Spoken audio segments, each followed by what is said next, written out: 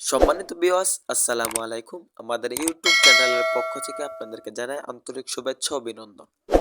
তো আপনারা এই শীতে গুলশা মাছ চাষ করতে চান বা মাছ চাষ করে সফলতা অর্জন করতে চান, তাহলে আমাদের এই ভিডিওটি দেখুন। এই শীতকালে গুলশা মাছ চাষে 100% সফলতা। তাই ভিডিওটি না কেটে সম্পূর্ণ দেখুন কিভাবে সফলভাবে মাছের পোনা চাষ করবেন। তো এখন আপনাদেরকে দেখাচ্ছি যে গুলশা মাছের পোনাগুলো, এগুলো মূলত 2000 পিসে কেজি। এই শীতকালে চাষের জন্য আমাদের এখানে পাবেন 1000 পিসে কেজি, 500 পিসে কেজি, 400 পিসে কেজি, 2 ইঞ্চি, 3 ইঞ্চি বা 2.5 ইঞ্চি সাইজের সকল সাইজের মাছের পোনা আমাদের এখানে অ্যাভেলেবেল। সকল সাইজের গুলশা মাছের পোনা রয়েছে।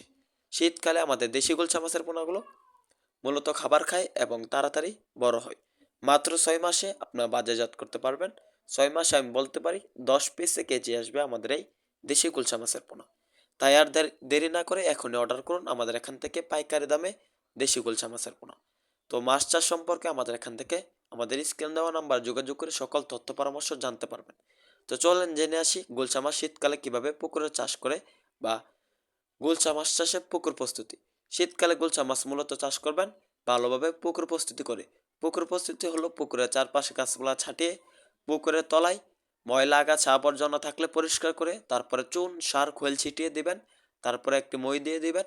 মই দেওয়ার মই দিয়ে দেওয়ার পর 3 ফিট পানি দেবেন পুকুরে। প্রতি শতকে 200 পিস করে গুলশা মাছের পোনা শীতকালে চাষ করবেন। আপনারা এককভাবে চাষ করতে চাইলে 200 পিস, আর মিশ্রভাবে চাষ করতে চাইলে 100 পিস গুলশা আর 100 পিস আপনারা ট্যাংরা চাষ করতে পারবেন, শিং চাষ করতে পারবেন, থাই পাঙ্গাস বা মনোসেক্স তেলাপিয়া, মাগুর, এইসব মাছ আপনারা শীতকালে চাষ করতে পারবেন।